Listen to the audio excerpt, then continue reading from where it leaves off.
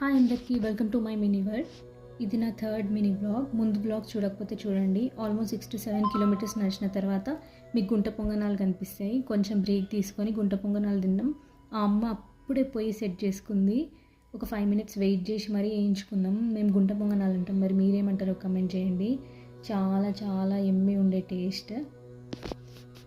మీరు అరుణాచలం వెళ్తే ఆ గిరి ప్రదక్షిణ చేసిన దారి మొత్తం ఉంటాయి, అంటే ఒక 6-7 కిలోమీటర్స్ తర్వాత ఉంటాయి.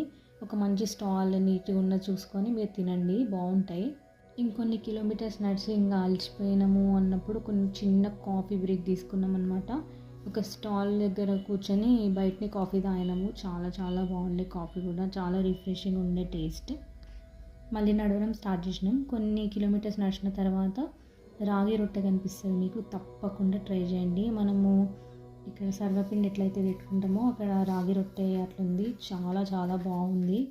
ఖచ్చితంగా ట్రై చేయండి. ఒకవేళ మీకు కాలు నొప్పి బాగుంటే ఫుట్ మసాజెస్ ఉంటాయి, 50 రూపీస్ per 15 minutes తీసుకుంటే ట్రై చేయండి.